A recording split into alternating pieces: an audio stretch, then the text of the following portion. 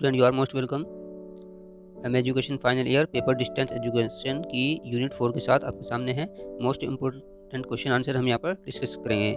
इससे पहले आप 1, 2 एंड 3 यूनिट का स्टडी कर चुके हैं और यहाँ पर ये 4th यूनिट है जो इस सब्जेक्ट की अंतिम यूनिट है। इसका सिलेबस देख लेते हैं।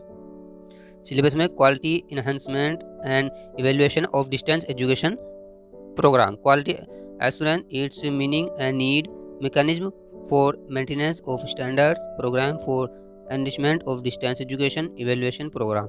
तो यहाँ पर मुख्य रूप से इवेल्युएशन यानी मूल्यांकन पर ध्यान दिया जाएगा। मूल्यांकन क्या होता है, कैसे होता है, तो चलिए शुरू कर लेते हैं।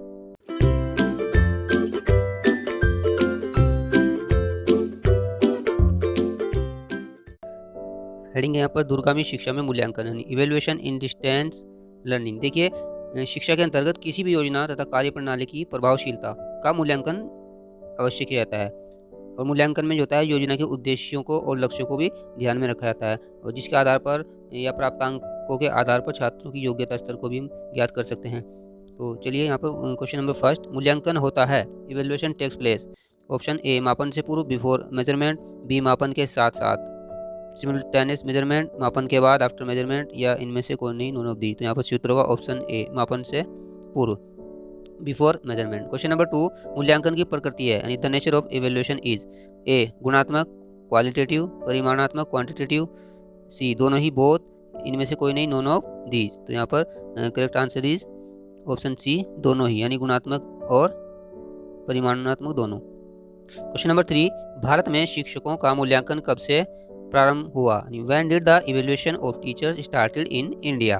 ऑप्शन आर 1965 और 1970 और 1980 और 1985। तो यहाँ पर जो करेक्ट आंसर इज 1985 यानी 1985 में मूल्यांकन शुरू हुआ। क्वेश्चन नंबर 4, छात्रों द्वारा शिक्षकों के मूल्यांकन की संस्तुति की गई यानी the evaluation of teachers by the students was recommended, यानी यहाँ पर स्टूडेंट का जो इम्तहान लेना है या टीचर्स की जो परीक्षा लेनी है वो बच्चों को लेनी है, स्टूडेंट को लेनी है। तो ये किसने की थी, किसने ऐसा कहा था कि ऐसा होना चाहिए? तो यहाँ पर ऑप्शन दिए गए हैं मेहरोत्रा समिति द्वारा, by Mehrotra committee, B Kothari आयोग द्वारा, by the Kothari commission, Radhakrishnan आयोग द्वारा, बाय द राधाकृष्णन कमीशन, या मुदालिर आयोग द्वारा, बाय द मुदालिर कमीशन। तो यहाँ पर जो सही आंसर है वो ऑप्शन ए मेहरोत्रा समिति द्वारा, by Mehrotra committee. Question number 5, छात्रों द्वारा अध्यापकों के मूल्यांकन से संबंधित प्रत्यय का विकास हुआ यानी डेवलपमेंट ऑफ द कंसेप्ट। प्रत्यय मीन्स यहाँ पर concept related to the evaluation of teachers by student. ये कब हुआ, कहाँ पर हुआ था?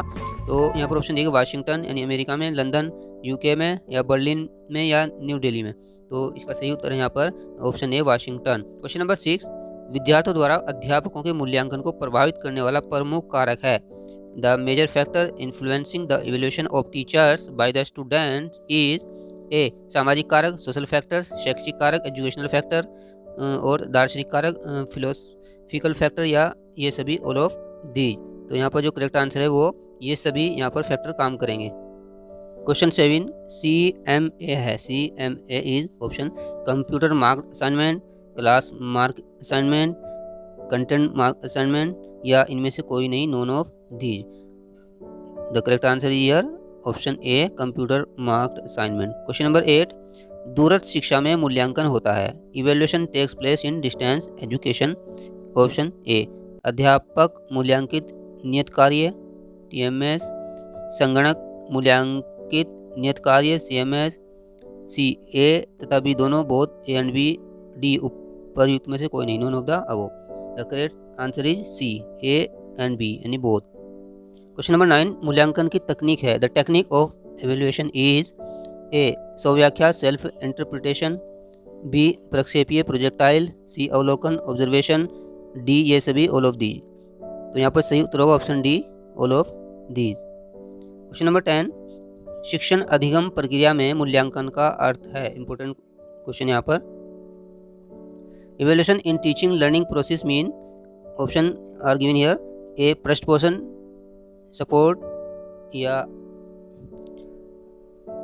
ऑप्शन बी निदान डायग्नोसिस, या सी निष्पत्ति की पहचान आइडेंटिफिकेशन ऑफ द आउटपुट, और डी ये सभी ऑल ऑफ दी। तो यहाँ पर ये सभी इसमें शामिल होते हैं, इसलिए यहाँ पर सही उत्तर होगा option D all of these. Question number 11, एक अच्छी दूरगामी शिक्षा संस्था के शैक्षिक मूल्यांकन कार्यक्रम हेतु आवश्यक है। For the educational evaluation programme of a good distance education institution it is necessary.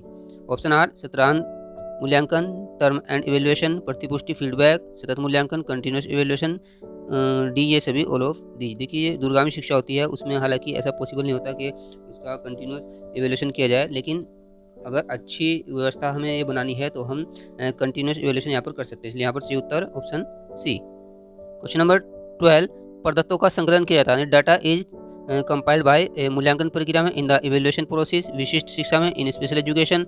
सी अध्यापक शिक्षा में इन टीचर एजुकेशन और अनुदेशन में in the instruction.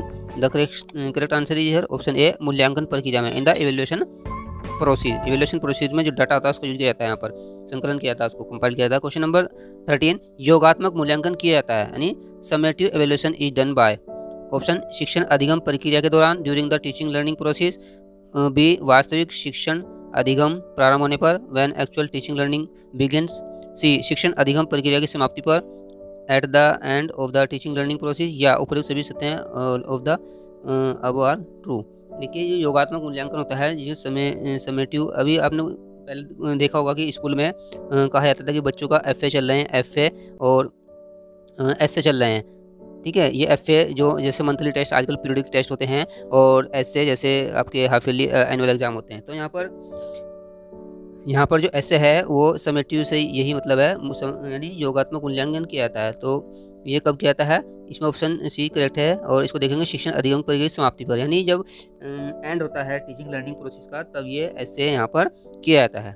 Question number 14, निर्माणात्मक मूल्यांकन हेतु निम्नलिखित में से किस परीक्षण को इस्तेमाल किया जाता है। यानी which one of the following test is used for formative assessment. यानी फॉर्मेटिव असेसमेंट के लिए कौन सा मूल्यांकन यहाँ पर देख लेते हैं, या कौन सा टेस्ट या परीक्षण। ऑप्शन ए तत्परता परीक्षण, बी निदानात्मक परीक्षण, सी प्रवीणता परीक्षण, और डी उपलब्धि परीक्षण या अचीवमेंट टेस्ट। तो यहाँ पर सही उत्तर होगा ऑप्शन डी, उपलब्धि परीक्षण या achievement test. Question number 15, CCEE। CCE है CCE। देखिए एक पैटर्न है जो स्कूलों में यहाँ पर रन करता है, CC पैटर्न आप जानते हैं। तो इसकी जो यहाँ पर फर्स्ट सी होता है वो कंटिन्यूअस, सेकंड सी वो कॉम्प्रिहेंसिव, और जो थर्ड सी जो ई है यहाँ पर उसका मतलब होता है इवेल्युएशन।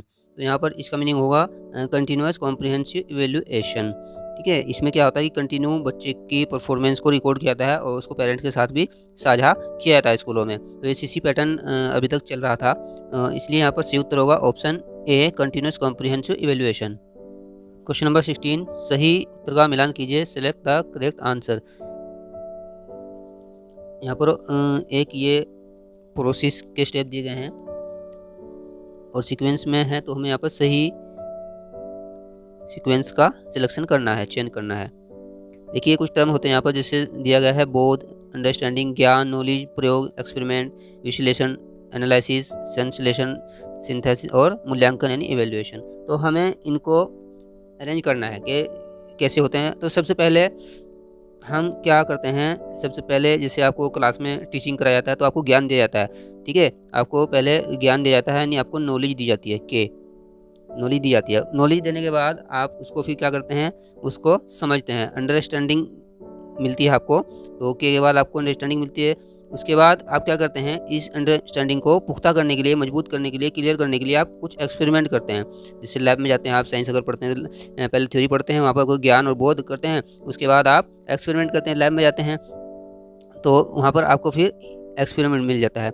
उसके बाद आप एनालिसिस भी कर सकते हैं अपने एक्सपेरिमेंट का, जो रिजल्ट निकलता है एनालिसिस कर सकते हैं, ए फॉर एनालिसिस। उसके बाद सिंथेसिस, और तब जाकर लास्ट में आपका होता है इवेल्युएशन। इवेल्युएशन लास्ट में होता है, मूल्यांकन तो बाद में ही करेंगे, किसी प्रोग्राम को करते हैं जब। तो इसलिए अगर देखा जाए तो यहाँ पर सही उत्तर हमें नजर आ रहा है ऑप्शन बी, यानी ज्ञान, बोध, प्रयोग, विश्लेषण, संश्लेषण, मूल्यांकन। नेक्स्ट हेडिंग इज संसाधन केंद्र, रिसोर्स सेंटर। क्वेश्चन नंबर 17, दूरस्थ शिक्षा के संसाधन केंद्रों के कार्य हैं। The function of resource centres for distance education are. Option मूल्यांकन, इवेल्युएशन, PCP या प्रशिक्षण सेवा, ट्रेनिंग सर्विस, या ये सभी ऑल ऑफ दी। तो यहाँ पर सही उत्तर होगा ऑप्शन डी, ये सभी होते हैं। तो क्वेश्चन नंबर 18 एनसीईआरटी है। एनसीईआरटी क्या है, इसकी फुल फॉर्म यहाँ बतानी है। एनसीईआरटी, एन का मतलब national council of educational research and training. ये नई दिल्ली में है, न्यू दिल्ली में है, इसलिए सही उत्तर यहाँ पर है ऑप्शन सी। क्वेश्चन नंबर 19 केंद्रीय शिक्षा तकनीकी संस्थान की स्थापना किस वर्ष की गई, यानी in which year the central institute of educational technology was established.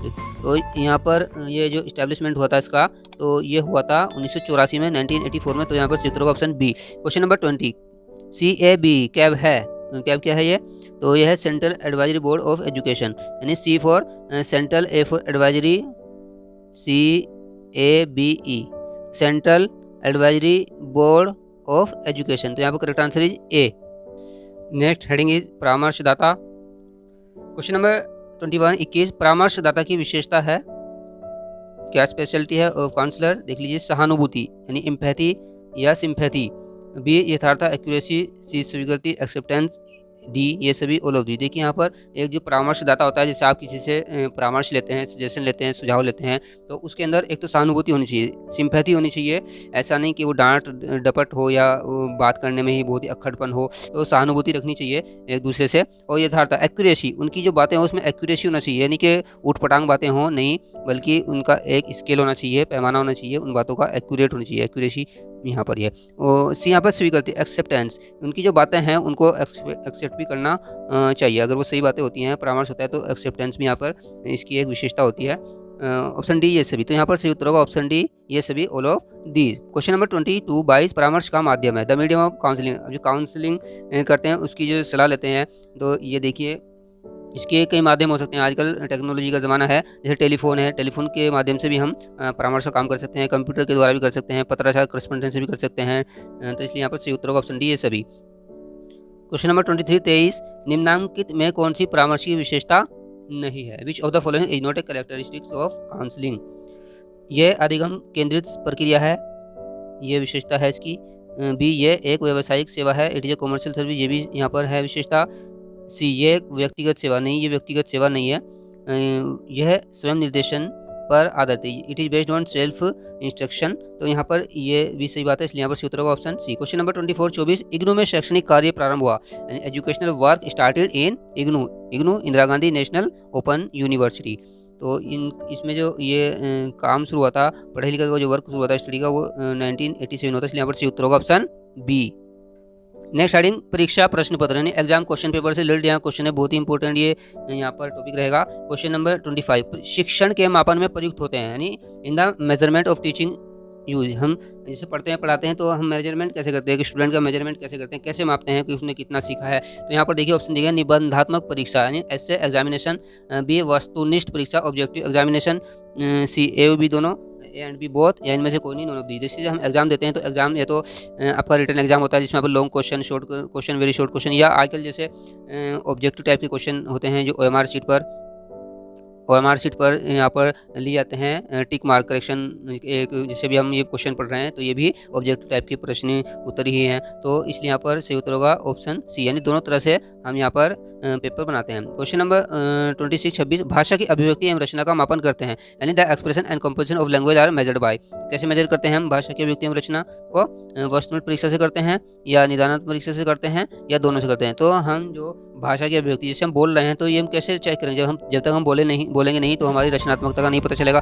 तो इसलिए वस्तुनिष्ठ प्रश्नों में तो नहीं पता चल पाएगा, उसमें तो ओनली टिक मार्क करना पड़ता है। तो ये पता चलेगा जो निदानात्मक परीक्षा होगी, इसलिए उत्तर होगा ऑप्शन बी। क्वेश्चन नंबर 27 प्रमाणिक परीक्षण बनाते हैं, यानी ऑथेंटिक टेस्ट मैक्स। यहाँ पर ऑप्शन दिए गए हैं निबंधात्मक परीक्षा में ऐसे टेस्ट, वस्तुनिष्ठ परीक्षा में ऑब्जेक्टिव टेस्ट में, या अग्नि परीक्षा में फायर टेस्ट में, इनमें से कोई नहीं।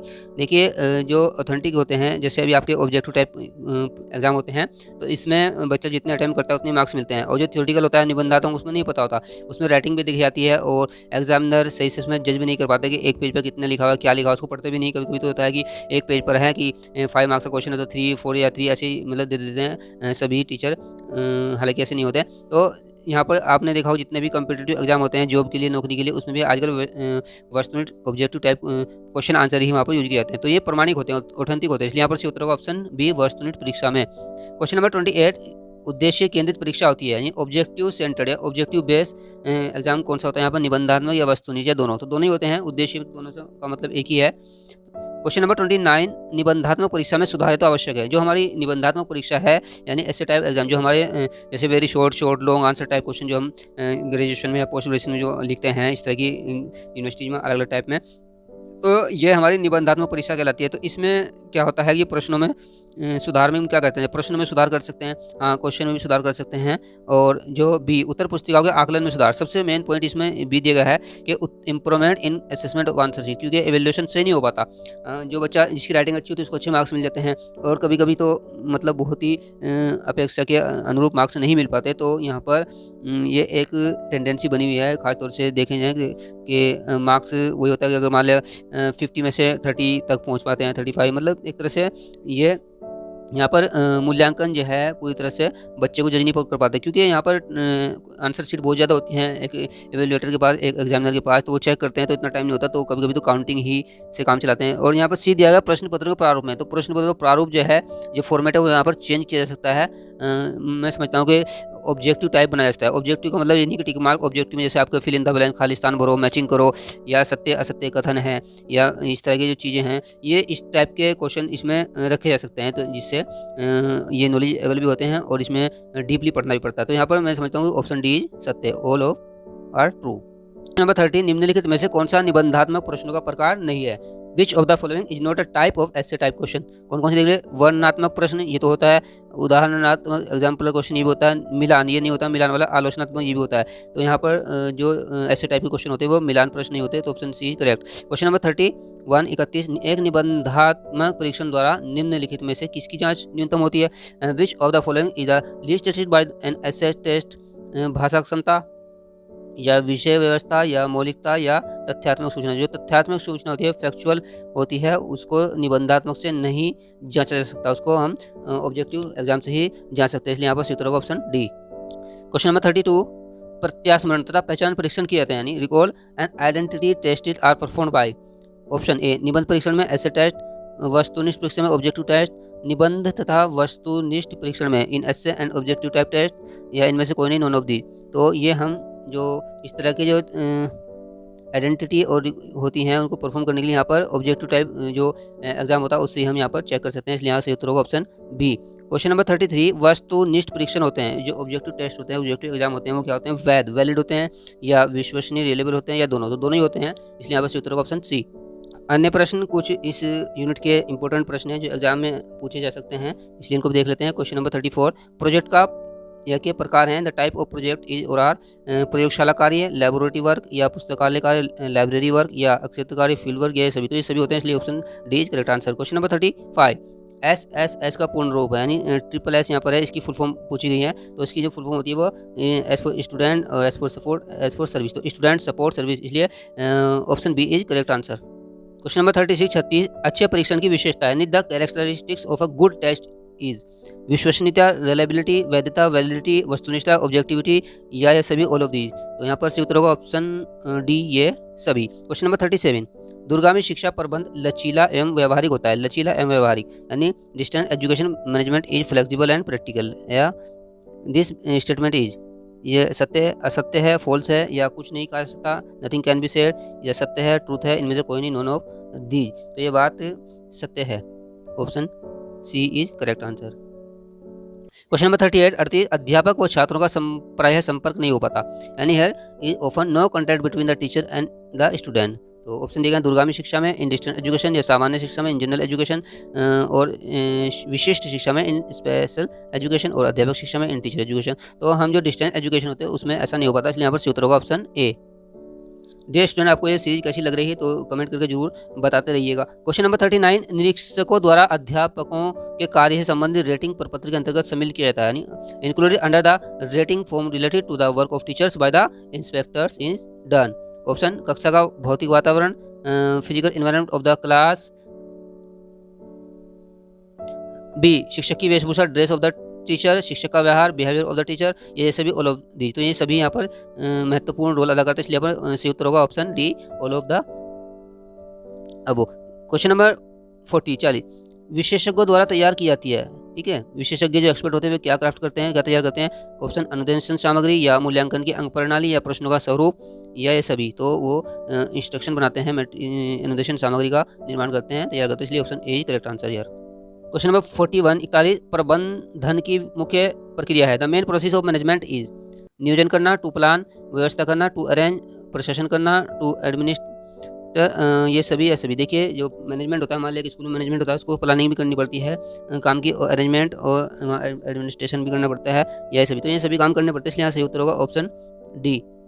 क्वेश्चन नंबर 42 प्राप्तांकों के स्थायित्व संबंधित है, यानी permanence of scores in related to वैध से, वैलिडिटी से, विश्वसनीयता से, रिलायबिलिटी से या वस्तुनिष्ठ से, ऑब्जेक्टिवली या ये सभी ऑल ऑफ दी। तो यहाँ पर सही उत्तर होगा, मेन उत्तर होगा यहाँ पर विश्वसनीयता से, यानी option B is correct answer. Question number 43 ODT है, ओडीटी यानी इसकी फुल फॉर्म यहाँ पर बतानी है, तो इसका मतलब होता है ऑन डिमांड टेस्ट। तो option A is correct answer यार। क्वेश्चन नंबर 44 पीसीपी के उद्देश्य हैं, पीसीपी इसके उद्देश्य हैं, यानी the objectives of PCP are. PCP का होता है पर्सनल काउंसलिंग प्रोग्राम। तो देख लीजिए यहाँ पर ए ऑप्शन दिया गया है, कठिन प्रत्ययों का स्पष्टीकरण करना, टू एक्सप्लेन डिफिकल्ट कंसेप्ट, या रुचि जागृत करना, टू अराइज इंटरेस्ट, या विषय वस्तु का ज्ञान देना, imparting knowledge of the subject matter, या ये सभी। तो देखिए यहाँ पर पीसीबी में सभी वर्क होते हैं, इसलिए यहाँ पर सभी मकसद होता है, इसलिए यहाँ पर सही उत्तर होगा ऑप्शन डी। क्वेश्चन नंबर 45 एक मापन उपकरण की तकनीकी विशेषता नहीं है। The technical characteristics of A measuring instrument is not मानक, स्टैंडर्ड, या सुगमता, ईज, या वैधता, वैलिडिटी, या विभेदीकरण, डिफरेंशिएशन। देखिए कोई भी इंस्ट्रूमेंट होता है उसका स्टैंडर्ड होना बहुत जरूरी है, मानक तो होना बहुत जरूरी है, और उसकी वैधता, वैलिडिटी भी जरूरी है, उसका विभेदीकरण। लेकिन सुगमता क्यों आसानी से हमें मिल ही जाए ये जरूरी बात नहीं है, यहाँ पर सही उत्तर होगा ऑप्शन बी। क्वेश्चन नंबर 46 निर्देशन आवश्यक है, डायरेक्शन रिक्वायर्ड। ए शैक्षिक वृद्धि के लिए, फॉर एजुकेशनल ग्रोथ, बी व्यावसायिक परिपक्वता के लिए, टू कॉमर्शियल मैच्योरिटी, सी सामाजिक विकास के लिए, फॉर सोशल डेवलपमेंट, डी ये सभी ऑल ऑफ दी। तो यहाँ इंस्ट्रक्शन हर काम के लिए जरूरी होता है, डायरेक्शन इंस्ट्रक्शन, तो यहाँ पर सही उत्तर होगा option D. Question number 47 programme की त्रुटि दर ज्ञात करने का सही सूत्र है। देखिए यहाँ पर जो प्रोग्राम होता है एजुकेशनल या कोई, उसकी हम त्रुटि ज्ञात करते हैं, कितना % इसमें मिस्टेक आई है। तो यहाँ पर देखिए ऑप्शन दिए गए हैं, तो इसमें कुछ पद लिए गए हैं। यहाँ पर पहला जैसे पद है कि प्रोग्राम की त्रुटि दर, उसके बाद फॉर्मूला दिया गया है यहाँ पर, उसमें पदों की संख्या, छात्रों की संख्या, त्रुटियों का संपूर्ण योग, 3 टर्म यूज किए गए हैं। तो यहाँ पर जो सही उत्तर होगा वो ऑप्शन सी रहेगा, जिसमें बताया गया कि प्रोग्राम की त्रुटि दर, और इसमें क्या करना है कि त्रुटियों का संपूर्ण योग, उसके बाद मल्टीप्लाई 100 और अपॉन इसको डिवाइड करना है, पदों की संख्या, छात्रों की संख्या। हम इसको एक एग्जाम्पल से समझ सकते हैं। जैसे हम एक एग्जाम्पल ले लेते हैं, उसमें क्या करते हैं, मान लें किसी क्लास में हमारे जो स्टूडेंट है वो 10 स्टूडेंट हैं, और हर स्टूडेंट को हम 2 क्वेश्चन देते हैं सोल्व करने के लिए, 2 क्वेश्चन देते हैं एवरी स्टूडेंट। तो यहाँ पर कितने क्वेश्चन हो जाते हैं हमारे, तो 20 क्वेश्चन हो जाते हैं हमारे टोटल मिला। कुल हमें 10 स्टूडेंट को 20 क्वेश्चन हमने दिए हैं।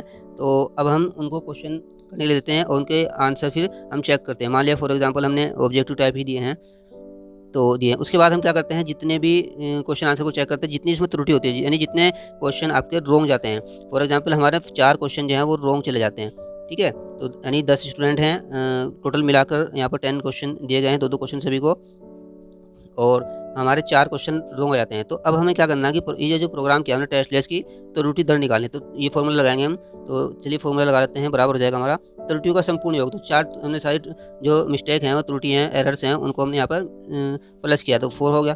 उसके बाद इसको मल्टीप्लाई करेंगे 100 से, अब डिवाइड बाई, इसे पूरे को डिवाइड करते हैं हम किससे, इसमें दिया गया देखिए पदों की संख्या और छात्रों की संख्या। पद हमारे क्या 20 पद है हमारे, 20 क्वेश्चन थे टोटल, और छात्र थे हमारे 10। तो देखिए ये पूरा हमारा यहाँ पर कैलकुलेशन हो जाएगी। अब यहाँ पर इसको कर सकते हैं हम 110 और 110 2। अब हमारा आता है 4/2, और 2 से यहाँ पर हम इसको कट कर देंगे तो 2, तो हमारा निकल कर आता है बराबर 2%। यानी जो हमारी प्रोग्राम की जो त्रुटि की दर है वो 2% यहाँ पर होगी। क्वेश्चन नंबर 48 चेक लिस्ट एक प्रकार है। The check list is a type.